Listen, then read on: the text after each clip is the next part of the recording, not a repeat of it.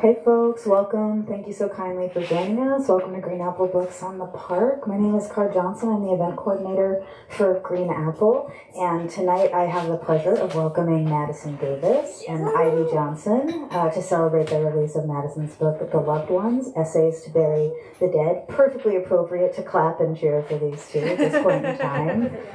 Wonderful. Thank you so kindly for joining us both in person and online. Hello, online audience. We're broadcasting from San Francisco. We are on unceded Ramaytush Ohlone land, and we hope that you join us in our pledge to turn that acknowledgement into action by donating either your time or monetary means to an Indigenous organization each time you hear a land acknowledgement. I have very brief business before we get to the fun part of the evening, main part of the evening. Now's a good time to silence your cell phones if you haven't already. Please do check out our full event calendar online at greenapplebooks.com. We have a lot of great events coming up, including the one that you are currently attending, so do check that out on our website. The restroom is behind us. It is available after the event, not during the event for obvious reasons.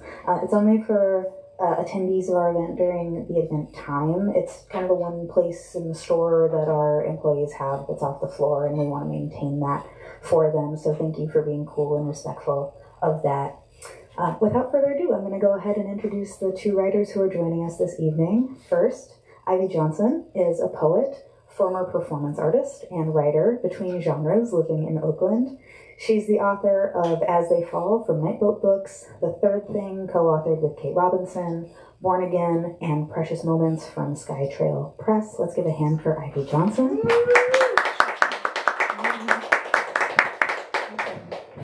Thanks, Ivy. And last but most certainly not least, Madison Davis is a writer and editor based in Oakland, California as well. She's the author of Disaster. Madison's work can also be found in a few magazines and anthologies and many more files on her computer. Madison received her BA from Sarah Lawrence College, where she studied poetry and music, and in 2011 she moved from New York to Oakland to attend Mills College, where she graduated with an MFA in poetry. She is currently an associate editor at New Harbinger Publications, and her book, The Loved Ones, is the reason we're here tonight. Let's give a hand for Madison Davis.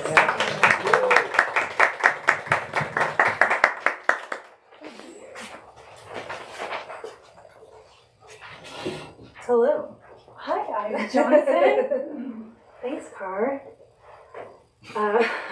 So I'm assuming you can hear me okay? Yeah, I can hear myself for sure. Okay, even though Car gave a really lovely introduction, I was prompted to write an introduction for Madison because my partner and I run a backyard reading series in West Oakland, and we had the pleasure of hosting Madison's book release. So I thought it'd be appropriate if I read that intro to kind of get us into the work. Okay. As I sit here, if you can't tell, 20 weeks pregnant, I've been reflecting so often about the impossibility of life, its supernatural quality.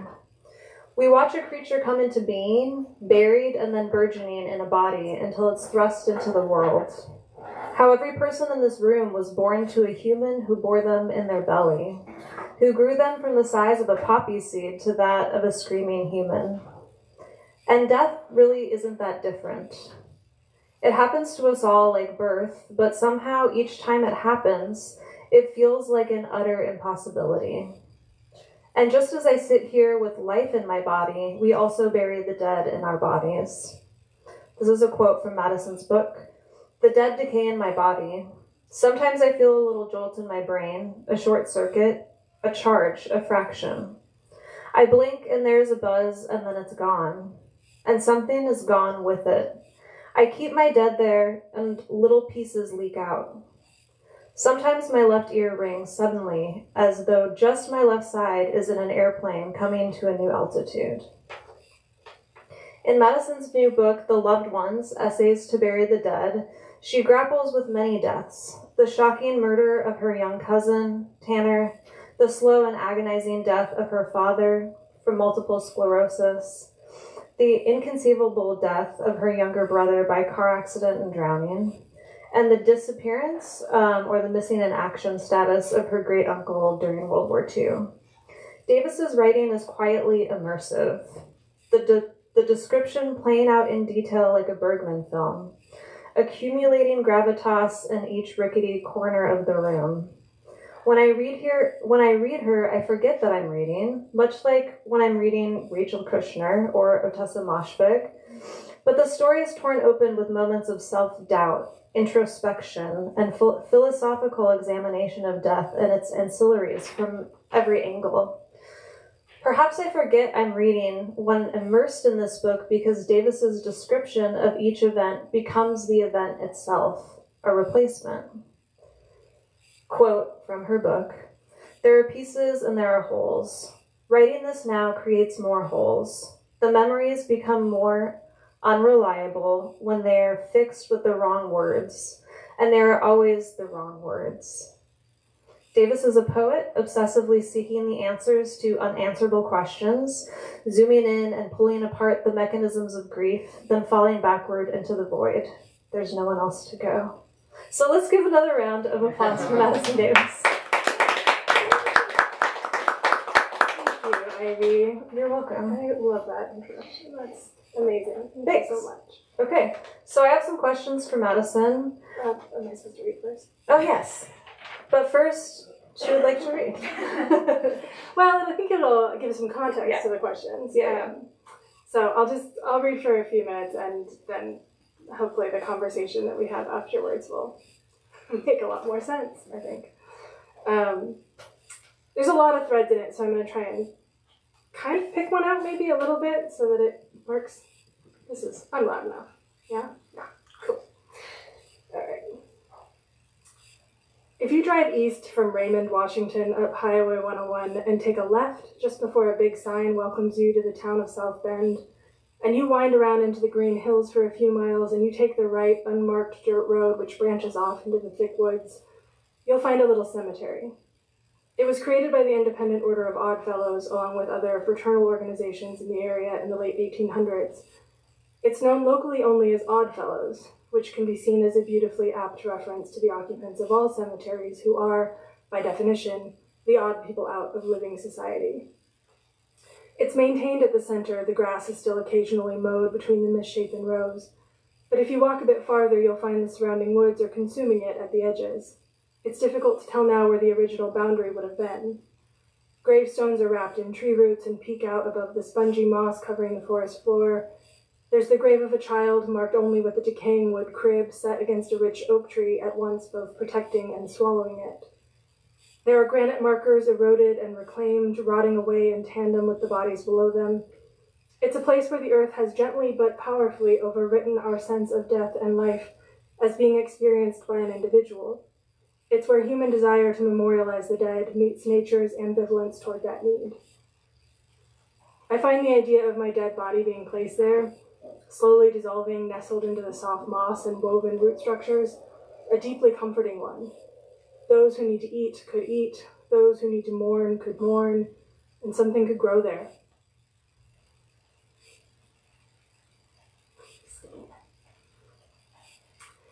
In 2012, my aunt called me at work and said Solomon is missing. He'd been missing for 3 days. He left his house at 3 a.m. with a friend and didn't return. He left his dog at home and had no plans to be away. The rest of that day is the memory of my skin on fire and trying to get out of it. A friend picked me up from work and drove me home, and as we drove, we speculated, he must have gotten into some kind of trouble. We should be calling hospitals, police stations, friends. He could have relapsed. But even as the possibilities came out of my mouth, my mind refuted each. He could call from a hospital or police station. He'd never leave his dog, not even during a relapse. Something was very wrong. My mother was coordinating people trying to help. I'd get a few moments on the phone with her before being passed to someone else.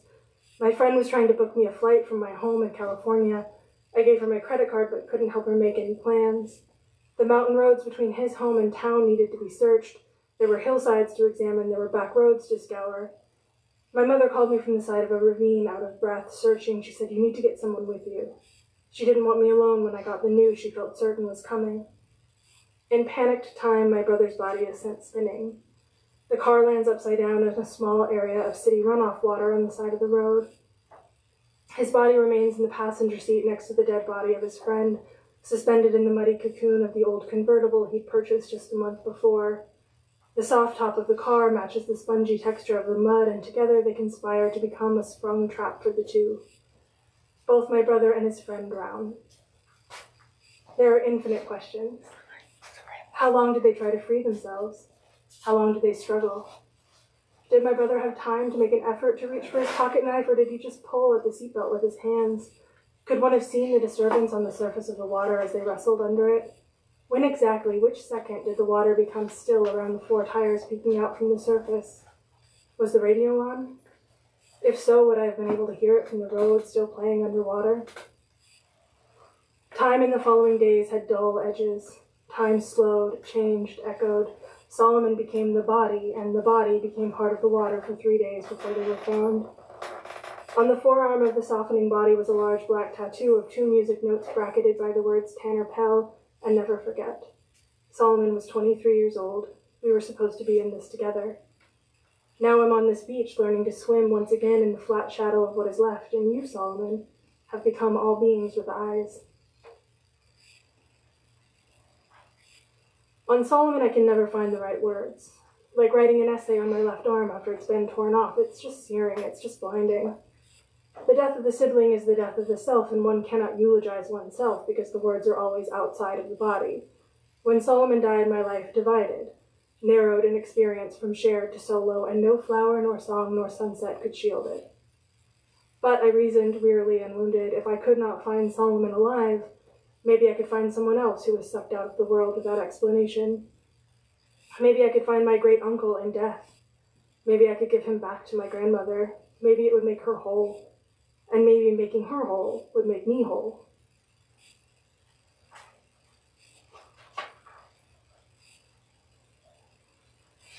There's something chemical that changes in the instant of suffering. I know it the way that I know plants grow toward the sun, make choices. In a book about generational trauma, the author explains a situation with a client in which they experience a strange cold sensation and insomnia. The author diagnoses the client with leftover trauma from an uncle who froze to death at a young age.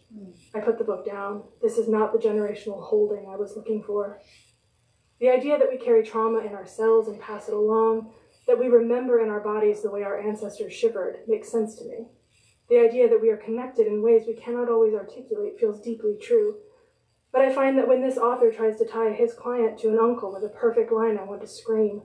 I want this author to say it's more complex than we will ever know, so we must feel our way through it. At the same time, I know there's something chemical that changes in the instant of suffering. It's the moment in science fiction in which time is reset and horrific events have suddenly not happened.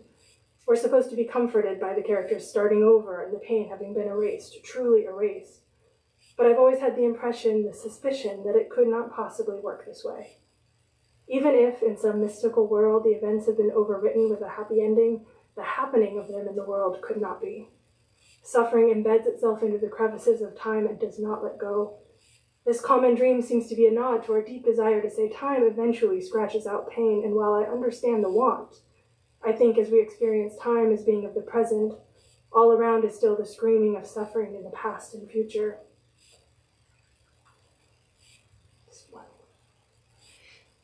I don't know how to make a home among the wild and tedium of grief in the memorial stomach, but I identify passionately as a body in mourning, a consequence, a product.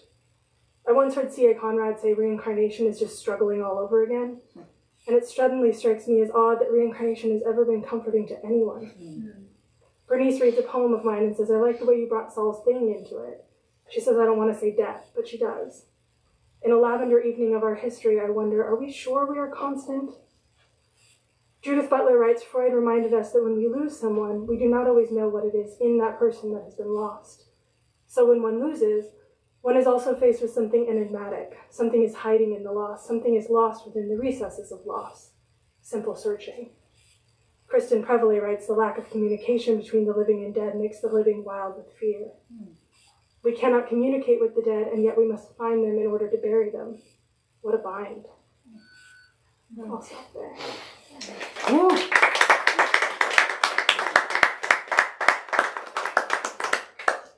I don't know, after hearing that, I'm like, let's just scrap the questions and read the rest of the time. Okay, but I suppose I'll ask you some questions. So your book talks about 3 major losses that you've dealt with in your life. And I think the excerpt that you just read touched on at least 2 of them. Going into as little or as much detail as you feel comfortable, do you mind telling the audience what happened, just for context? Yeah, there's a lot of detail in the book. It's a book full of details, not chronologically, but it begins with my cousin who was murdered. He was 20, I was 21, by an acquaintance. There's no real motive. My father had multiple sclerosis and died when I was 17 after a really long, slow illness. And then 4 years after my cousin passed, my brother was just driving with a friend and took a corner too fast and turned over into some water. And they were sort of like very exacting 4-year increments, which is a little bit scary. And every 4 years I sort of look over my shoulder still. But before I was 25, those 3 big deaths in my life were very foundational. And those are really the sort of core of the book. Yeah. So I guess to follow up from that, so how do these parts, so your cousin Tanner's murder, your brother's death, and your dad's death, and also, I guess, looking for your great-uncle Fritz, who was, or could you give a little background about that as well? Yeah, the chapter or section devoted to my brother was still, I think maybe just still too fresh for me to like really get in there. And so fairly soon after he passed, or a couple years later, I became really fixated on my great uncle who was conscripted in World War II, killed in action somewhere in Italy. No one really knew. But my grandmother was always very like, she's a very stoic woman, but she was very like, handed me his like few little things, his letter and his Purple Heart, and was like, we never found anything out. She never was able, like, she got a computer and then got rid of it like 2 weeks later. She was like, this is impossible. But with the internet, it's actually not that hard. So I went down a big rabbit hole trying to find out what happened and just displaced a lot of my grieving process onto that research. And so that sort of fills in a lot of the book. It's sort of the 4th big death that happened, even though I did not know this man. So for your grandmother, she didn't know, just so I'm understanding, like she didn't know anything about what happened to him, or, okay. No, they just got a killed in action telegram. Okay.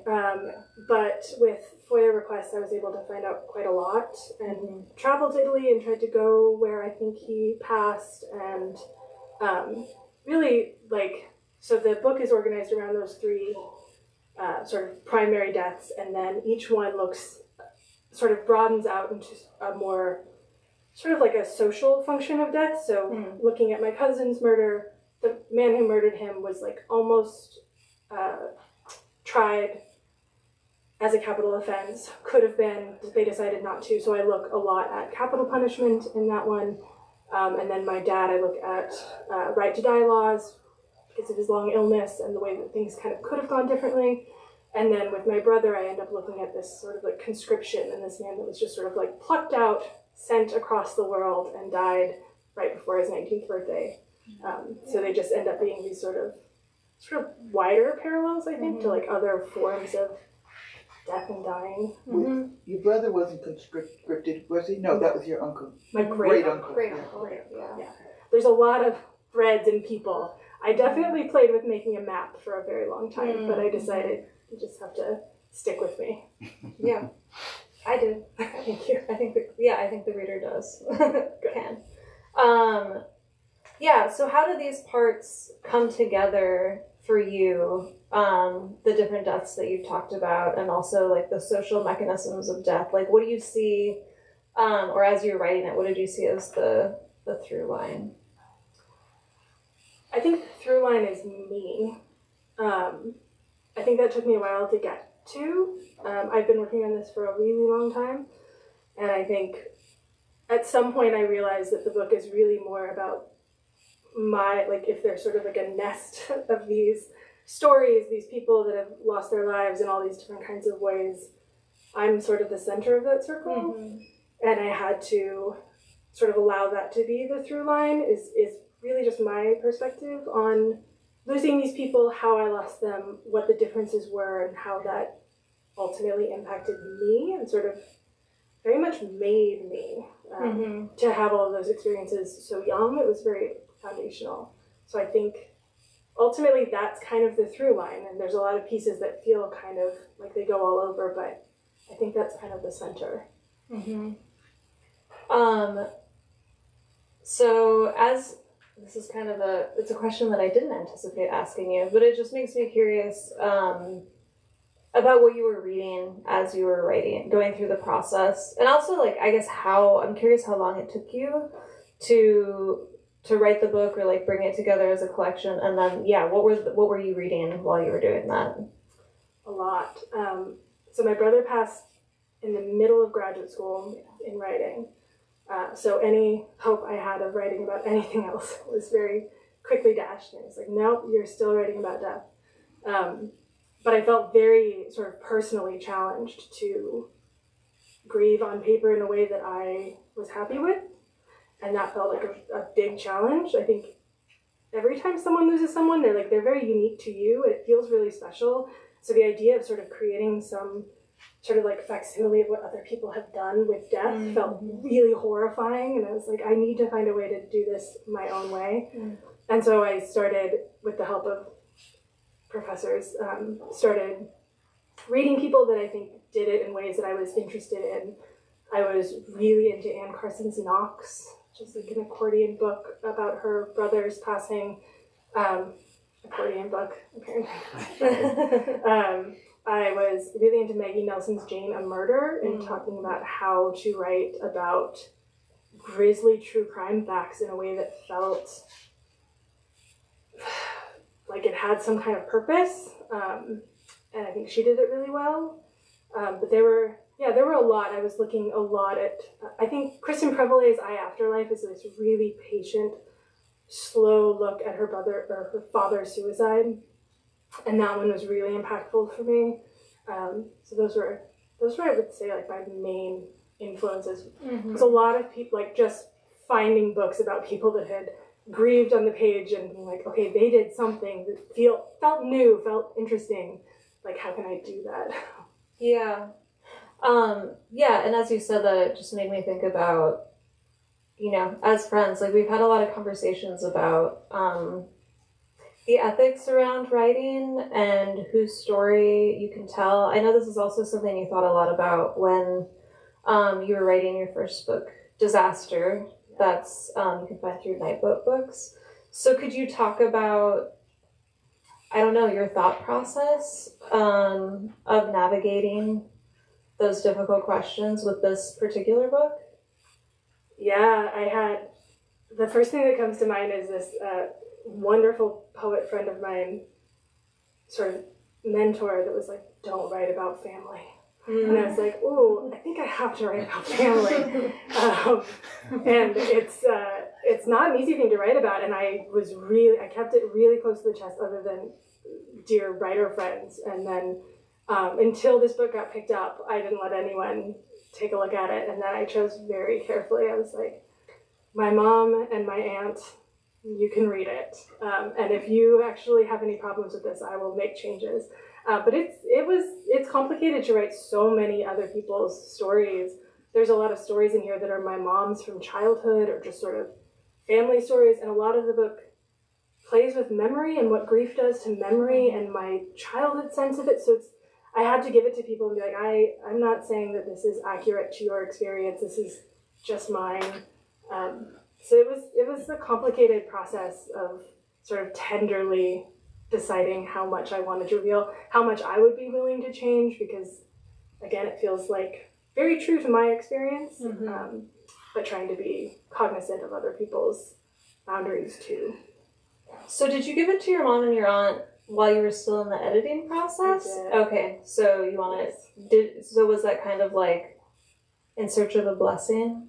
Absolutely. Yeah. Yes. It's like, oh, please. And they were both wonderful, and they had very specific, like, that's not your grandmother's birthday. And I'm like, oh, I'm sorry, I'll fix it. But otherwise, we're incredibly supportive, and I feel very appreciative and very willing to just see it as a piece of like very personal writing that was, I'm not writing a family history. Yeah. I would do a very different job if that's what I was doing. But yeah, I got the blessing. I'm glad.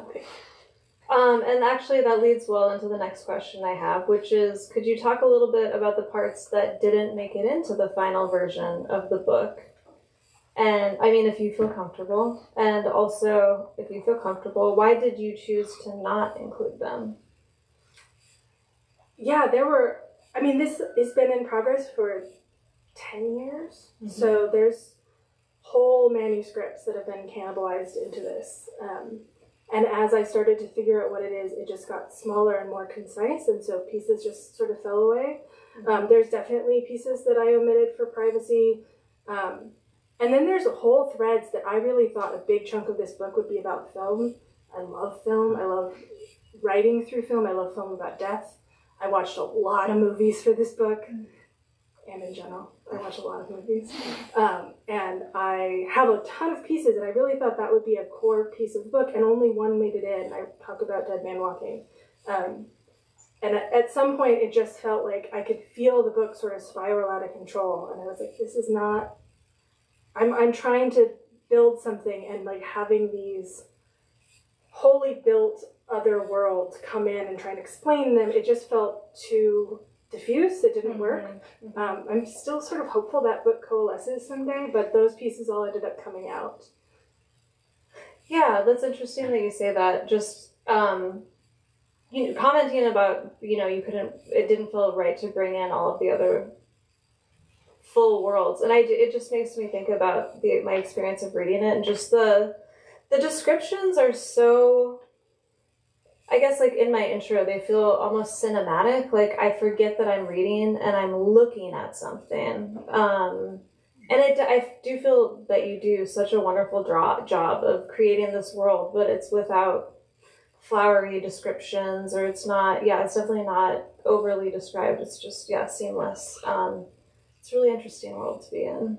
I think that really comes from it being a book that is about the past, like, and specifically moments of like what trauma does to time, where you just sort of think like you're just seeing snapshots, and there's snapshots that linger with you and you're not really sure why, and then there's pictures that linger with you either from childhood or later. I feel like that sense of like, the book is very much organized in these like little essays, and I think it's because that's kind of what happened to my memory through all of this. And so I'm like just kind of describing scenes as I recall them, even if the facts are like, that couldn't be the scene that I saw, So just trying to grapple with that too and kind of put it all in there.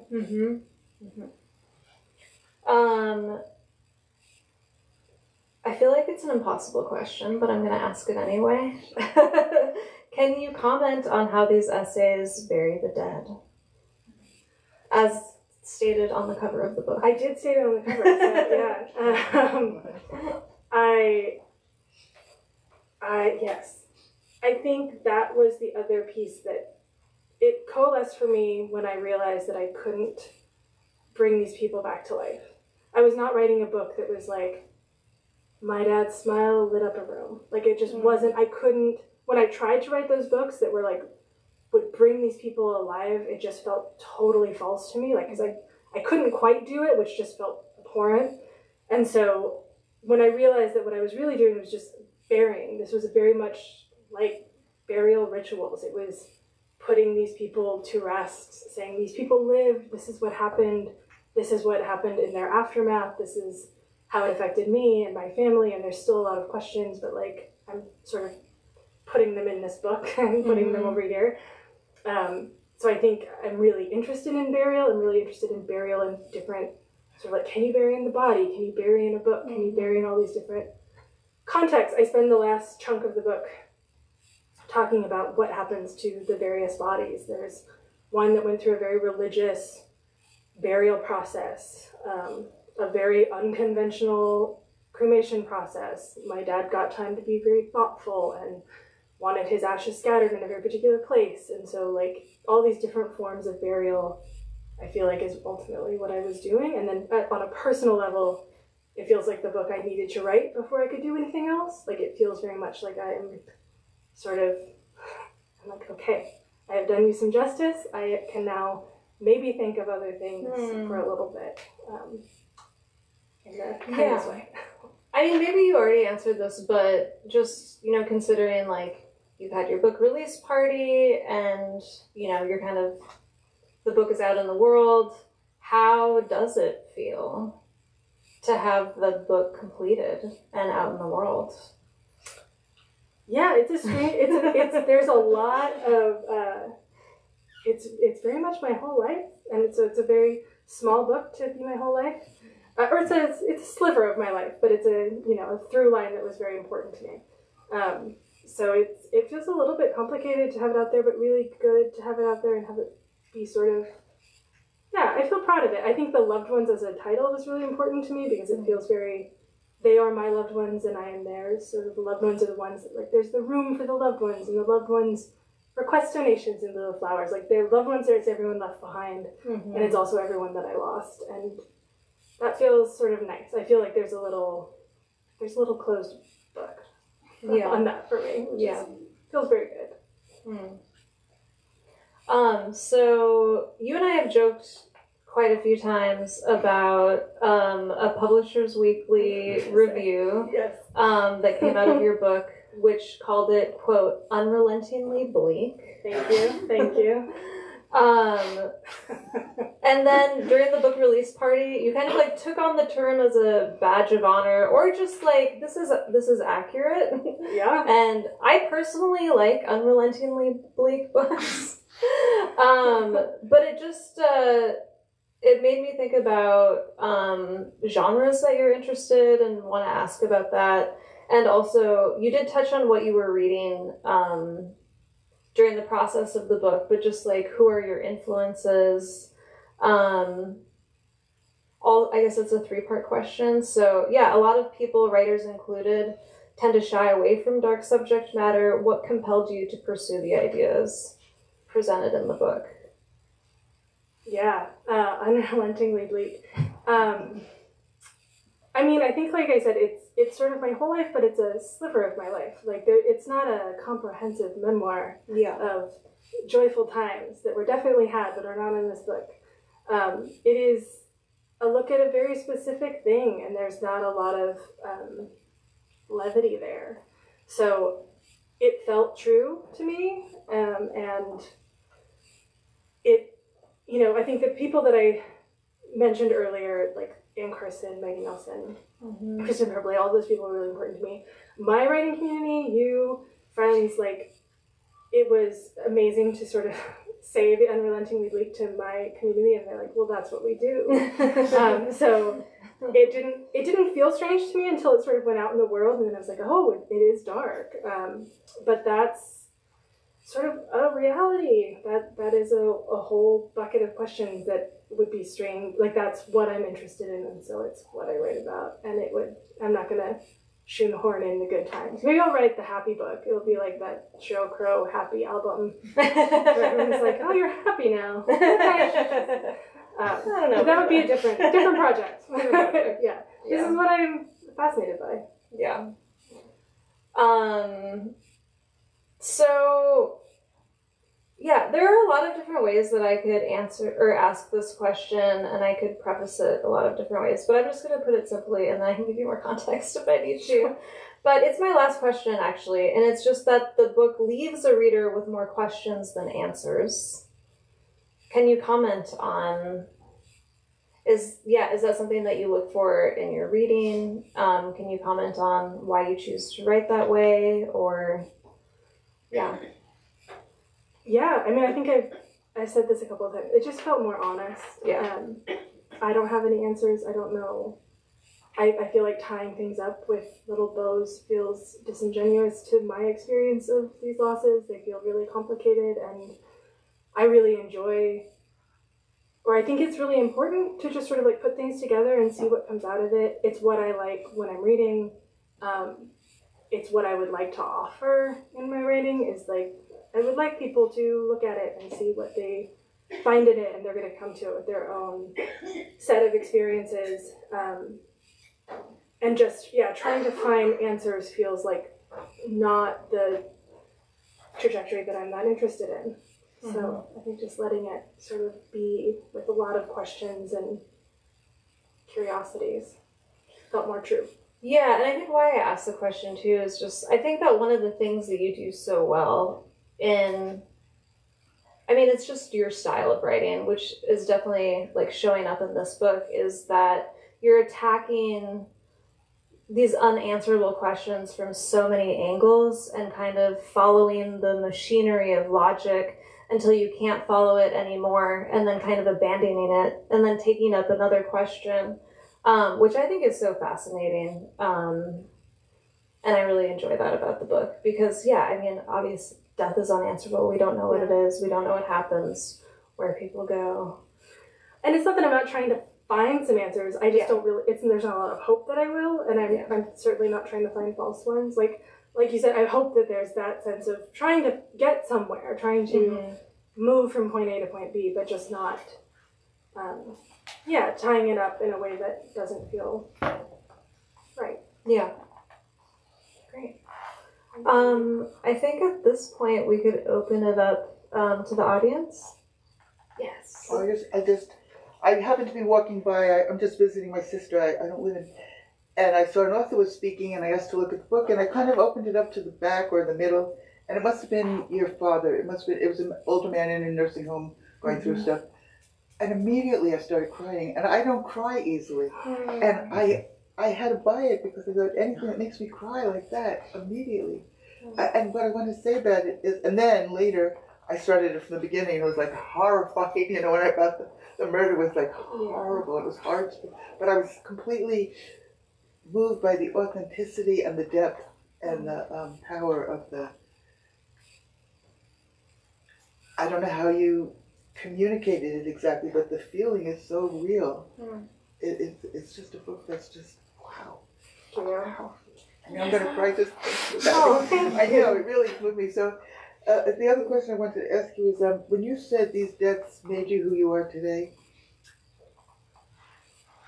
this is a hard one to even try to figure out, but do you have any sense of how they did that? Who you are today, how you've been made by them, what in you was made by all of this? I don't know. It's too foundational to know what I would have been like otherwise. Right. I think my dad was always sick, so it felt pretty early that was on the horizon. So it was definitely informing things really, really early. So it's hard to tease out. I think it's really informed my curiosities. It's something that I think I realized that a lot of my peers were not going through this. They are now, but they weren't at the time. None of my peers in high school or college really had lost that many people. Maybe a grandparent here or there, but not so there was a lot of being kind of the only one being really pulled into this. And I think writing helped because, as I said, my friends are very dark and they love to look at these things with me. It definitely informed my curiosities and sort of my thinking about the world. I didn't have the privilege of thinking that death wasn't sort of everywhere. I think it's great if someone can sort of ignore it for as long as they can, and I didn't get to do that. So it definitely informed mostly my artistic practice, but I think just, the whole way that I approach the world. Oh, there's so much depth in it. D-E-P-T-H, D-E-A-T-H, depth and depth. I mean, it makes you a very richly textured, emotionally real, deep, lots going on human being. So it's really a gift. This book is a gift. So thank you. I feel like crying though. Oh no, you can. That's okay. Any other questions? I'd ask a question. Okay. I think Amy had her, first. The whole row of us already. There's a little row. Okay. Those excerpts were beautiful. I'm excited to read it you mentioned being compelled to write it and then being compelled for 10 years to write it. And I know what it's like to be compelled to a really intense, maybe dark thing and feel like I have to put aside other projects to follow that. And I'm wondering if there were other ideas or topics or projects that you did have to put aside, and maybe more relevantly, if there's another topic or project that you're excited to meet now that this is done. Yes. Everything got subsumed into this. I would try to write about other things, and it always led back to this. I think there's probably 4 or 5 manuscripts that got eaten up into this. So it was definitely an obsession. I started writing fiction, which is not what I do, but it felt like such a breath of fresh air. And it's still about death, but it's not about my deaths or like my people's deaths. And I still feel like there's a part of me that feels really complicated about squishing them all into one book. And I guess there's the rest of my life to figure out if there's more books in there about these people. But yeah, I feel it feels really strange to say, but sort of liberated to just write about other things and explore other things. I mean, poetry is my first love. I sort of have a baby manuscript coming together and a baby novel coming together, and they feel really exciting. It's really good. I think Jeannie is next. Maybe. I was thinking about Disaster, your first full-length book from Timeless and Nightboat, and how this book, in a way, feels like almost like a response to that book, like because that book deals with death, but in a completely different way, like this sort of like social, cultural perception of tragedy, large-scale tragedies, like historical tragedies in the United States. But this one moving into so much more of a personal space. And I was wondering, like, because I know that there's a lot of time and there was co-writing of these two things together at various points. And you also talk about Solomon in that book as well. So I was wondering if you see any connections that you see outside of the death thing between those two books, or do you see this as like, maybe in a certain way a response or like a pivot, from your first book, because they're definitely like, I feel like there's definitely like a through line between the two books as well. I do too. Yeah, I think both of them lay bare my discomfort in talking about just my experiences. Like when I start to be like, oh, this horrible thing happened, I have an immediate impulse to sort of like grapple with larger questions and try and find ways to ground it. And so Disaster was very much right in the aftermath of my brother dying, and I was like, I can't just talk about this car accident. I have to talk about every disaster that's ever happened and somehow like pull those threads. And I have a lot of affinity for that book, but it felt very desperate. And very like urgent to do something, to write something, and to make it bigger, to sort of, I think I say that in the afterword of that book, like I needed to make it big enough to be seen. Like a car accident's not big enough, it has to be like planes falling out of the sky. And I think I do a similar thing in this book where I'm like, no, it's actually about like the horror of capital punishment, and it's about death with dignity, and it's about all these things.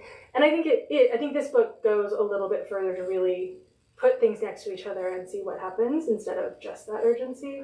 But I think I found what I loved in those bigger questions in Disaster that I got to like dig into a little bit more. Yeah, the scale seems different. Yeah, and does. Like that. I mean, that scale thing with death is really important too, because it's like an individual death is a tragedy, but then a wide disaster is like, it's history. Yeah. It's not a tragedy anymore. It's like reflective of so many other things. So it was interesting to see it both get more almost emotionally intense, but be dealing with these things that were a lot closer to you. So. Yeah, absolutely. I agree. I think there was another hand. Yeah.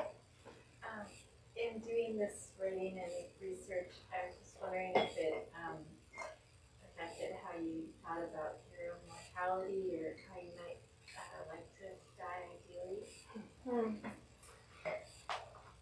How would I like to die ideally? You also don't have to answer No. that. That feels No, you're I mean, good. in your opening, you talked about how it seemed nice to be buried in the graveyard. I that love you were, the going back to the earth bit. yeah.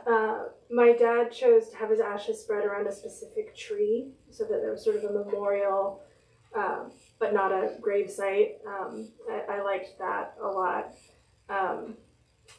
Yeah, I think it's sort of like I was saying earlier. It's ever present. And I think if you lose enough people, you become a lot less afraid of it because you're like, well, half my family is wherever you go. So,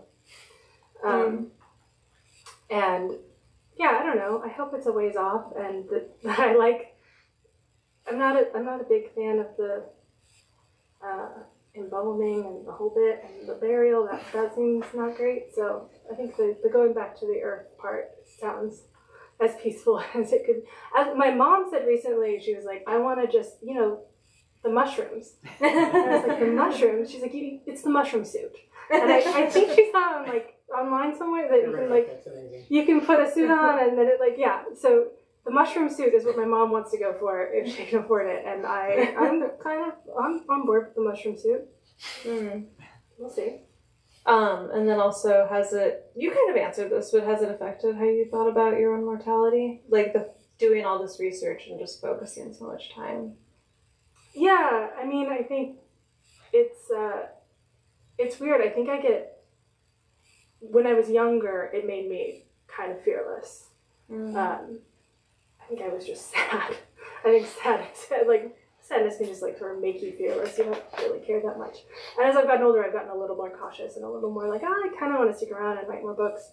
But I don't know. I think we were having a conversation with our friend at last weekend about sort of the sort of beauty that it has having an ending.